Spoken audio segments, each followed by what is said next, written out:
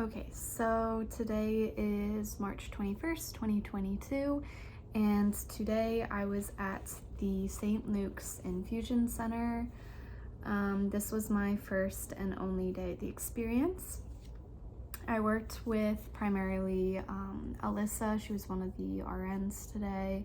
I also worked with Jenny and Rosa, but mainly it was with Alyssa. And today, I basically just was with Alyssa and had her patients. And so our first patient ended up having Takayasu arteritis, which is a very rare autoimmune disorder. And she had a chest port, and she was basically just getting an immune medication infused through that. We also had a patient who had mitochondrial encephalopathy or Mila syndrome, and he also had a chest port, but he was just getting normal saline ran through it. So I got to see a lot of different things. I got to see a patient who also was here yesterday, and he had gotten chemo yesterday, and so today he was getting a shot. I forget what the shot was called, but it's subcutaneous, and it was to prevent neutropenia, and it was supposed to help elevate the white blood cell count for him. And the nurse was also telling me that he could have gotten like some sort of port or something, almost like a diabetic device, that will infuse it over 27 hours or something, but he decided not to, so he was coming in for it. There was a couple other patients that we saw as well, but that was kind of the basis. I helped prime a bag, so this is mainly like an observational day, but I was able to participate. So I helped prime an IV line,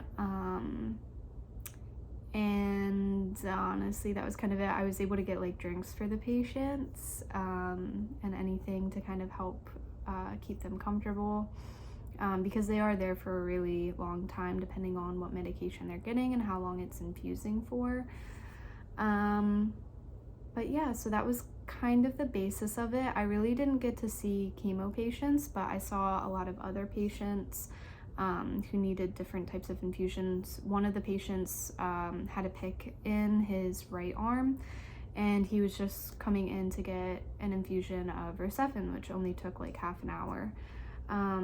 So lots of different things. And then for the course objectives that I met today, I met course objective number 1.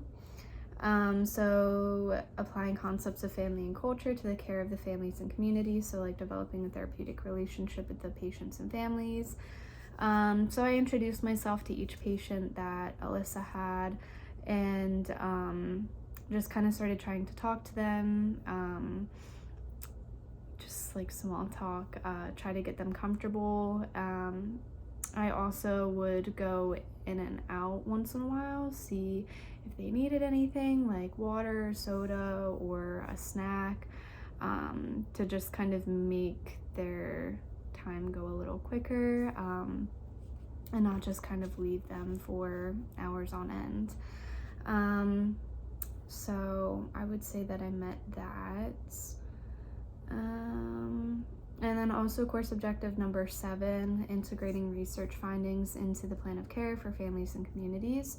So one of our patients ended up, she was just coming in for a blood draw, so she also had a chest port, and normally the blood draws were only taking like 10 minutes max, but when the nurse went to flush the line, she was seeing like little microclots coming through, so we ended up having, well, the nurse ended up having to get TPA or alteplase, and then the patient ended up having to stay for 2 hours instead of the 10 minutes, to let the TPA work to kind of like bust that clot. And so the nurse was telling me that Apparently they used to, after anything, they used to give like a shot of heparin as like a preventative measure to prevent the blood clots. But with research, they found that heparin was acting almost like normal saline in a way, like it really didn't show much benefit, but a risk for prolonged use of heparin is like thrombocytopenia. And so now they just use the TPA instead, so they're not getting that risk of thrombocytopenia. So that was just something that I found interesting. So they changed their plan of care because of research. So yeah, so that was that. And then for recommendations, I don't know, don't really have any. It was a really good day. Thank you.